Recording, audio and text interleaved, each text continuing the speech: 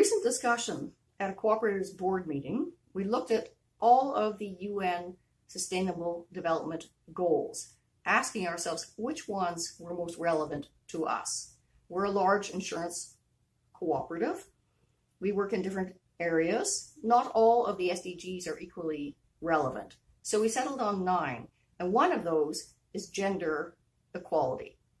So then the question comes up, what does it mean for us? I'm very interested in seeing the organization start by adopting a gender equality policy. Now, in proposing any policy, one has to answer the question, what will be different if we have a policy in this area that won't happen without a policy? Very good question. We have a workforce made up mainly by women. There's certainly men in the workforce, but there's a strong majority of women in our workforce. But as you look up the ranks, you see that women end up in the minority. So a majority of supervisors are women, but the CEO is a man, and a majority of people on the senior management team are men, and a majority of the vice presidents are men. So what do we need to do as an organization to change that over time? What about our board of directors? For example, we have a board of 22, 6 women out of 22. That's a ratio that has changed very little over time. We also can think about our goods and services, the things that we offer to our clients. Does gender come into the picture at all? I'll suggest that yes, it does. If we're concerned to meet unmet needs, and that's one of our goals as a cooperative, we're not just there to make money, we're there to provide something that people need, especially something that might otherwise not be there.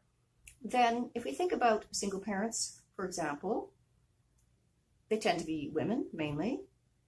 If we think about who has and who doesn't have life insurance in Canada, probably a majority of single parent families, unless they have life insurance through work, don't have life insurance.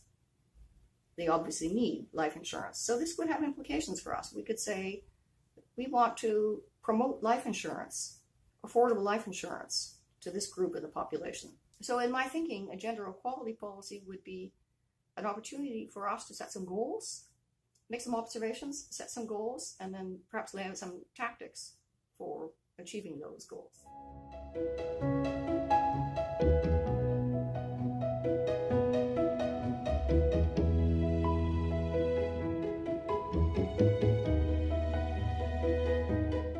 I think that if we want to have more women, we have to have at least targets.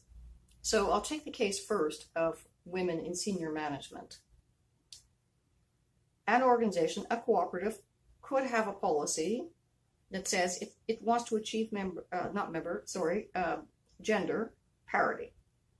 So it may then say, all right, we want to get there in some measured steps. So by such and such a date, we would hope that 25% of the people filling the roles at this level of management are women, and so on. At what point should we be saying that 50% of our senior managers will be women?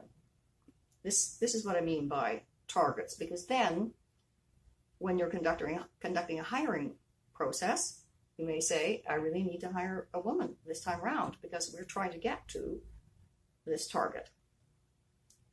The same could be done with boards of directors. Now, that always invites the question, targets or quotas? And usually people don't like the idea of quotas. They'll say, well, quotas work against getting the best person for the job, for instance. There is a kind of flip side to that.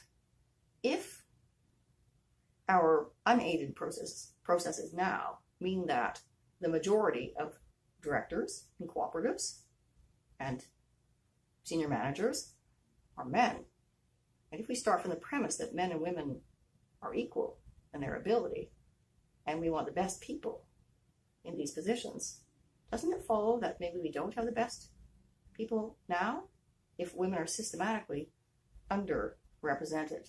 To my mind, it means exactly that. Interestingly, Europe has started down the road of quotas for boards of directors. So quite a few European countries have established a minimum requirement, for example, of 30% of board seats being filled by women. And I learned quite recently that in France, where this is the case, this rule applies not just to publicly traded companies, which is what I had supposed and which is what had gathered the media attention, but to all companies. And so it affects cooperatives as well. We have four people from French cooperatives on the board of the ICA. As it happens, 2 are men and 2 are women. I was having a conversation with a handful of them, and I asked them, so how about the quotas? A lot of people didn't want quotas. How do you find it? And they said, it's great, it's good, we like it. And that echoed something that I had heard at a seminar I had attended, which was that now that quotas are in place in many European countries, people have found out that they work and they're not so hard to administer and they're happy with them. Studies have been done, I won't get this quite right, but they show that it will take something like 100 more years to reach parity in the boardroom if quotas are not adopted.